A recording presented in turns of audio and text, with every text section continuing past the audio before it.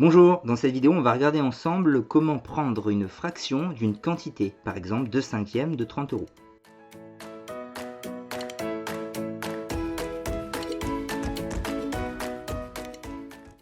Alors oui, donc prendre une fraction d'une quantité. On va tout de suite regarder l'exemple, c'est ce qui est très clair.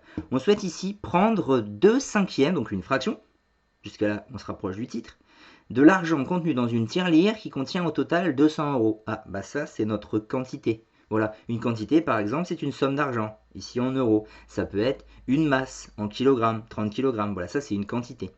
Et la fraction c'est celle-ci. Donc on veut prendre 2/5 de 200 euros. On ne veut pas tout prendre, hein. On veut seulement 2/5. Donc ça va être plus petit que 200 euros.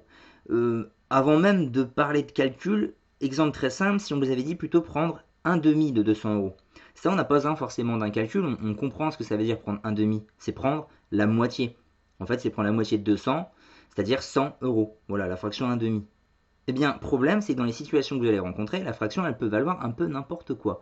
Donc là, ici, par exemple, c'est 2/5, donc ça se fait moins de têtes. Et la méthode, quand on veut prendre une fraction d'une quantité, eh bien, c'est tout simplement faire la fraction fois la quantité. Multiplier les 200 euros par 2/5. Alors je vous montrerai en fin de vidéo comment on peut le saisir à la calculatrice, mais nous on va voir les différents moyens pour calculer mentalement cette opération. Alors ce n'est pas différents moyens pour le plaisir d'en faire plusieurs et vous avez le choix. En fait c'est plutôt que en fonction des valeurs qui vont constituer votre opération, il y aura une solution plus sympathique qu'une autre. Alors ici on va voir, il y a un peu tout qui va fonctionner pour le coup. Alors, on va écrire à chaque fois. On va avoir 2/5 fois 200 à effectuer comme opération dans les trois méthodes.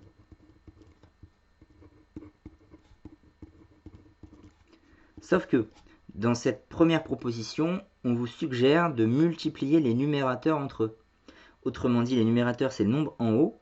Et bien, c'est plutôt de faire 2 fois 200 dans un premier temps. Mais si on fait ça, on va faire 2 fois 200, ça donne 400. Et il reste à diviser par 5, puisque c'est ça la barre de fraction. Et donc, il faut être capable de calculer 400 divisé par 5. Bon, là, si le calcul vous semble dur, c'est que c'est peut-être pas la meilleure des méthodes. Si le calcul vous ne paraît pas si difficile, c'est que vous êtes capable d'employer cette méthode dans cette situation-là. Alors, comment on fait pour faire 400 divisé par 5 Eh bien, il faut plutôt déjà se poser la question comment on divise 40 par 5. Et 40, c'est 5 fois 8. Donc, ça veut dire que 400, c'est 5 fois 80. Vous rajoutez un 0. Il faut toujours en fait essayer de répondre à une multiplication à trous, la division. Bon, autre proposition, ça serait plutôt de diviser le nombre d'à côté. En fait, je voulais pas mettre le mot grandeur, mais c'est ça. Plutôt que effectuer la division au niveau de la fraction, c'est aller diviser la grandeur. Parce que c'est une grandeur. Ici, c'est en euros. Bon, j'ai dit diviser le nombre d'à côté. Ça veut dire que le 2 fois, vous allez le laisser, et c'est le 200 que vous allez chercher à diviser par 5. Alors il y aura des situations, c'est vraiment là, ce qui est intéressant de faire en fonction des nombres.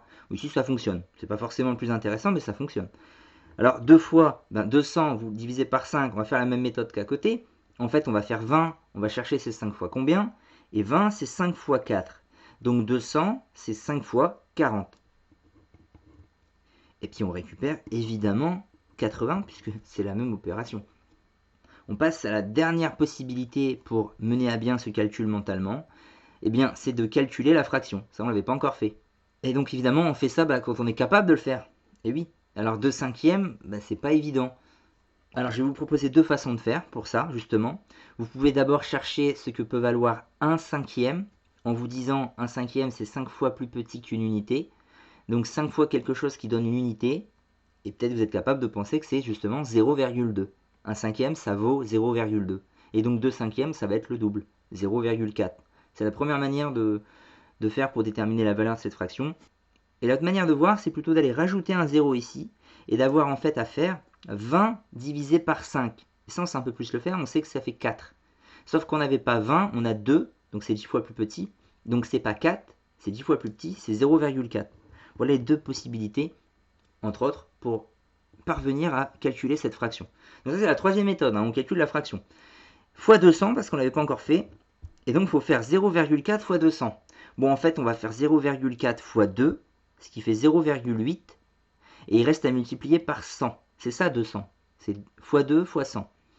Donc 0,8 fois 100, vous décalez la virgule 2 crans pour faire grandir votre nombre. Donc ça va, 0,8 va déjà devenir 8 en décalant d'un cran et va devenir 80.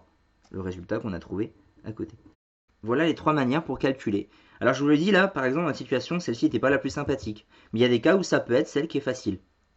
Alors je vous propose un deuxième et dernier exemple pour conclure. On est dans une situation, par exemple, où on cherche à obtenir 3 septièmes d'un sac de ciment qui pèse 35 kg. Donc ça veut dire qu'on va faire 3 septièmes fois 35 kg. On va essayer de trouver laquelle des trois est la mieux adaptée ici. Donc on aurait d'abord, par exemple, calculé la fraction 3 divisé par 7. Bon là on voit tout de suite c'est dur. Donc on va pas faire ça.